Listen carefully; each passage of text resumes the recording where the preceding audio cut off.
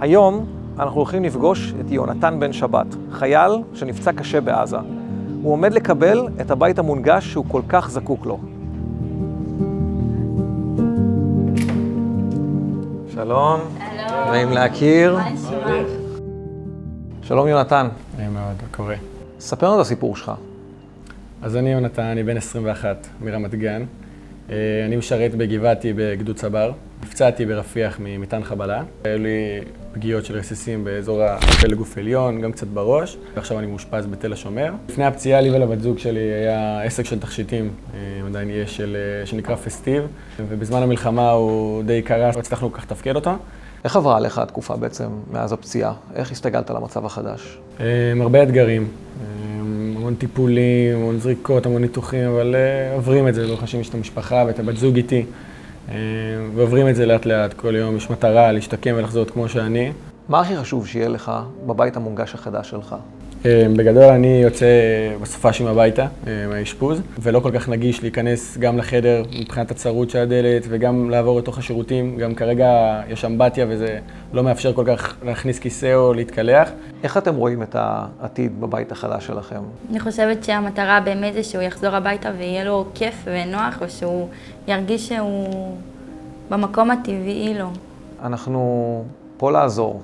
אנחנו רוצים לתת לכם כאן חוויה חדשה ובאמת שיפוץ שיתאם את כל החלומות ואת כל התוכניות האלה. תודה רבה. באמת, לא מובן מאליו בכלל. פיני, מפקח הבנייה שלנו, מה התוכנית להיום? התוכנית שלנו להיום היא בעצם להפוך את הבית ליונתן להיות נגיש יותר לאחר הפציעה שלו, שהוא יוכל להיכנס לחדר הרחצה שלו ושהוא יוכל בעצם לרדת מהמיטה ולחזור למיטה בצורה יותר נוחה. שלום עינת. היי נדיר. המעצבת שלנו. איך משלבים בין עיצוב מוצלח לנגישות? לא צריך לוותר בעצם על אף אחד משניהם, וזה בדיוק הרעיון בעיצוב. אנחנו קודם כל מתחשבים באמת במה שצריך בהיבט הנגישות, ואז אנחנו משלבים את זה עם כל מה שבמקרה הזה הזוג שלנו, יונתן ושקד, באמת הכי אוהבים, גם בטקסטורות וגם בבחירה של הגוונים. זאת תזוז בעצם לפה. הבנתי. את הארון הזה אנחנו שוברים לגמרי, אנחנו בעצם נעשה כאן פתח לכיוון החדר השני, לחדר הרחצה. בנוסף לנושא של הנגישות והעיצוב, אנחנו גם רוצים לתת פתרונות אחסון לכל העסק של יונתן ושל שקד, לתחום של התכשיטים. גם פה לקחתי בחשבון באמת מה שהם צריכים, אם זה מגירות שהן דקות בגובה שלהם, שיאפשר להם אחסון נוח. אז אולי לא נעשה עגול. פיני, הוצאתם מכאן צינורות ברזל, הכנסתם צינורות פלסטיק. למה בעצם? מה היתרונות שיש לצינורות פלסטיק על צינורות ברזל?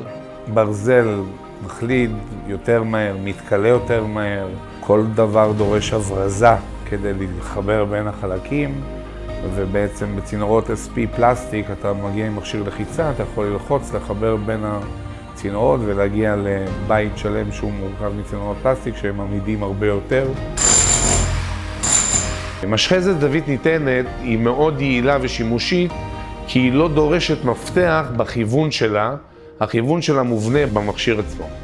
מסור חרב ניתן הוא בעצם כלי עבודה שחוסך מאיתנו להחליף מספר כלים.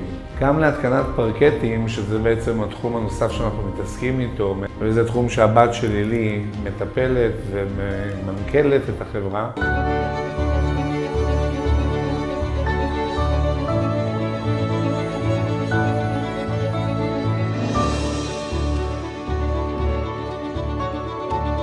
יונתן חוזר הביתה לבית שהוא לא רק יפה, אלא גם נגיש ומותאם לצרכיו.